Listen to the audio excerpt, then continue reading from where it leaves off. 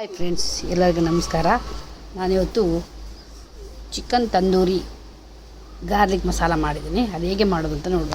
ತುಂಬ ಈಸಿಯಲ್ಲಿ ನಾವು ಮನೆಯಲ್ಲಿ ಬೇಗನೆ ಮಾಡಿಕೊಳ್ಳುವಂಥ ರೆಸಿಪಿ. ಅದು ಹೇಗೆ ಮಾಡೋದು ಅಂತ ನೋಡ್ಕೊಳ್ಳುವ. ನೋಡಿ, ನಾನು ಚಿಕನನ್ನು ನೀರಲ್ಲಿ ತೆಗೆದು ಇದು ಮಾಡಿ ಇಟ್ಟಿದ್ದೇನೆ. ನೀರನ್ನು ನಾನು ತೋರಿಸಿದಲ್ಲಿ ವಿಡಿಯೋದಲ್ಲಿ ಹಾಗೆ ನೀರೆಲ್ಲ ಇಳಿದೋಗಾಗೆ ಮೊದಲಿಗೆ ಹಾಗೆ ರೆಡಿ ಮಾಡಿ ಇಟ್ಕೊಳ್ಬೇಕು. ನೀರು ಸ್ವಲ್ಪ ಸಹ ಇರಬಾರ್ದು. ಈಗ ನೋಡಿ, ಒಂದು ಬಾಣಲೆ ತಗೊಂಡಿದ್ದೀನಿ.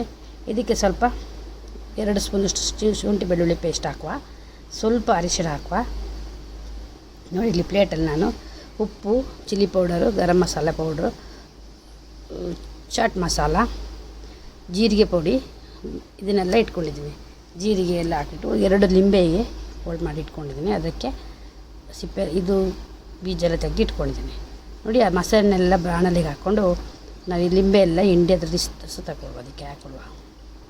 ನೀವು ಬೇಕಾದರೆ ಮೊಸರು ಸಹ ಹಾಕ್ಬೋದು. ಮೊಸರು ಅಷ್ಟಾಗಿ ಚಿಕನ್ನು ಶೂಟ್ ಆಗೋದಿಲ್ಲ ಅಂದ್ಕೊಂಡಿದ್ದೀನಿ ತಂದೂರಿಗೆ. ನೀವು ಬೇಕಿದ್ದರೆ ಮೊಸರು ಹಾಕ್ಕೊಳ್ಳಿ. 2 ಲಿಂಬೆ ಆದರೆ ಹಿಂಡಿ ಆಯಿತು. ಇಲ್ಲಿ ಒಂದು 3-4 ಸ್ಪೂನು ಎಣ್ಣೆ ಹಾಕ್ಕೊಳ್ಳುವ, ಸನ್ಫ್ಲವರ್ ಆಯಿಲು. ಅದನ್ನು ಹಾಕಿ ಚೆಂದ ಮಾಡಿ ಮಿಕ್ಸ್ ಮಾಡ್ಕೊಳ್ಳುವ.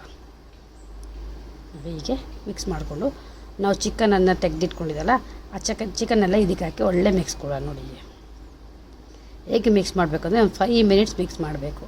ಮಸಾಲೆ ಎಲ್ಲ ಚೆಂದ ಮಾಡಿ ನಮಗೆ ಚಿಕನ್ನಿಗೆ ತಾಗಬೇಕು. ಈಗ ನೋಡಿ, ಈ ಥರ ಫ್ರೈ ಮಾಡಿ ಚೆಂದ ಮಾಡಿ. ನೋಡಿ, ಹೀಗೆ ಮಿಕ್ಸ್ ಮಾಡಿ ಅದನ್ನು ಮುಚ್ಚಿ ನಿಮಗೆ ಸಂಜೆ ಬೇಕಿದ್ರೆ ಒಂದು 4 ಗಂಟೆಗೆಲ್ಲ ರೆಡಿ ಮಾಡಿ ಇಟ್ಕೊಂಡು ಚೆಂದ ಮಾಡಿ ಅದು ಉಪ್ಪು ಖಾರ ಎಲ್ಲ ಸಾದು ಎಳೆದಿಟ್ಕೊಂಡಿರ್ತದೆ. ನೋಡಿ, ಹೀಗೆ ನೋಡಿ ಮಿಕ್ಸ್ ಮಾಡಿ ಇಟ್ಕೊಡುವ. ಹೀಗೆ ತೆಗೆದು ಮುಚ್ಚಿ ಇಡುವ ನಾವು ಚೆಂದ ಮಾಡಿ. ಇದು ನೋಡಿ, ನಾನೊಂದು ಪ್ಯಾನಲ್ಲಿ ಎಣ್ಣೆ ತಗೊಂಡೆ. ಸ್ವಲ್ಪ ಎಣ್ಣೆ ಹಾಕಿದ್ರೆ ಸಾಕು, ಜಾಸ್ತಿ ಬೇಡ.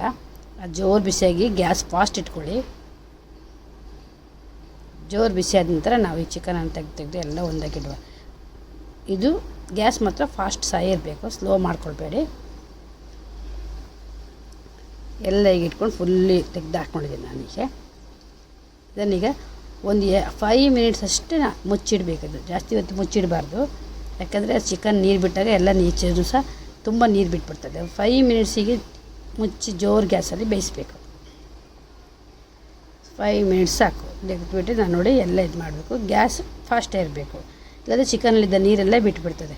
ಫುಲ್ಲೆಲ್ಲ ನಾವು ಈಗ ತಿರುಗಿಸ್ಕೊಡ್ತಾ ಇರಬೇಕು. ನೋಡಿ, ಹೀಗೆ ತಿರುಗಿಸ್ಕೊಟ್ಟು ತಿರುಗಿಸಿ ಹಾಕಿ ಅದು ಫ್ರೈ ಆಗಬೇಕು. ಹೀಗೆ ಎಲ್ಲವನ್ನು ಫ್ರೈ ಮಾಡಿಕೊಂಡು ತಗೊಳ್ಳುವ.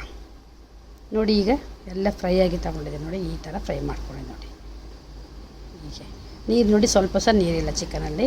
ಮಸಾಲೆ ಎಳ್ಕೊಂಡು ಚೆಂದ ಮಾಡಿ ನೀರು ಎಳ್ಕೊಂಡಿದೆ. ಇದನ್ನು ನಾವೀಗ ಬೇರೆ ಇದಕ್ಕೆ ಟ್ರಾನ್ಸ್ಫರ್ ಮಾಡ್ಕೊಳ್ಳುವ. ಇದಕ್ಕೆ ನೋಡಿ, ನಾನು ಹಾಲಿನ ಕೆನೆ ಹಾಕ್ತಾಯಿದ್ದೀನಿ ನಾನು. ಇದಕ್ಕೆ ನಿಮ್ಮ ಹತ್ರ ಹಾನಿದ್ರಿಂದ ನೀವು ಗೀ ಸಹ ಹಾಕ್ಕೊಳ್ಬೋದು. ನಿಮಗೆ ಎಣ್ಣೆ ಸಾಕ್ಲಿಕ್ಕಿದೆ ಅದು ಎಣ್ಣೆ ಸಹ ಹಾಕ್ಬೋದು. ಅಂದರೆ ಬಟರ್ ಹಾಕ್ಕೊಳ್ಳಿ, ಬಟರ್ ಸಾಕ್ತದೆ. ಇದನ್ನು ಚೆಂದ ಮಾಡಿ ಫ್ರೈ ಮಾಡ್ಕೋ. ಅದು ಬೇಗ ಒಳ್ಳೆಯ ಒಂದು ಅರೋಮ ಬರ್ತಾ ಉಂಟು, ಪರಿಮಳ ಸಹ ಹಾಗೆ ಉಂಟು, ಟೇಸ್ಟ್ ಸಹ ತುಂಬ ಚೆಂದ ಬರ್ತದೆ. ಈ ಚೆಂದ ಮಾಡಿ ಫ್ರೈ ಮಾಡ್ಕೊಳ್ಳುವ. ನಾನು ನೋಡಿ ಸ್ವಲ್ಪ ಬೆಳ್ಳುಳ್ಳಿ ಚಿಕ್ಕದಾಗಿ ಕಟ್ ಮಾಡಿ ಇಟ್ಕೊಂಡಿದ್ದೀನಿ. ಒಂದು 4 ಕಾಯಿ ಮೆಣಸು ಕಟ್ ಮಾಡಿ ಇಟ್ಕೊಂಡಿದ್ದೀನಿ. ಈ ಬೆಳ್ಳುಳ್ಳಿ ಅದಕ್ಕೆ ಹಾಕಿ ಚೆಂದ ಮಾಡಿ ಫ್ರೈ ಮಾಡ್ಕೊಳ್ಳಿ. ಇದಕ್ಕೆ ಸ್ವಲ್ಪ ಎಣ್ಣೆ ಬೇಕಾದ್ರೆ ಆ್ಯಡ್ ಮಾಡ್ಕೊಳ್ಬೋದು. ಬೇಕಿದ್ರೆ ಆ್ಯಡ್ ಮಾಡ್ಕೊಳ್ಳಿ ಎಣ್ಣೆ. ಇಲ್ಲಾಂದರೆ ನಾನು ಹಾಕಿದ್ರೆ ಇದರಲ್ಲೇ ಸರಿ ಆಗ್ತದೆ. ಒಳ್ಳೆ ಫ್ರೈ ಆಗಲಿ. ಅದಕ್ಕೆ ಸ್ವಲ್ಪ ಕರಿಬೇವಿನ ಸೊಪ್ಪು ಹಾಕುವ, ಒಳ್ಳೆ ಫ್ಲೇವರ್ ಬರ್ತದೆ. ನೋಡಿ, ಹೀಗೆಲ್ಲ ಫ್ರೈ ಮಾಡ್ಕೊಳ್ಳಿ ಚೆಂದ ಮಾಡಿ.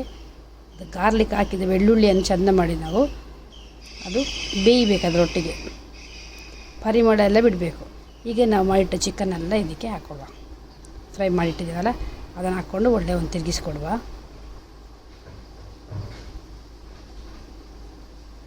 ಹೀಗೆ ತಿರುಗಿಸ್ಕೊಡುವ ಎಲ್ಲ.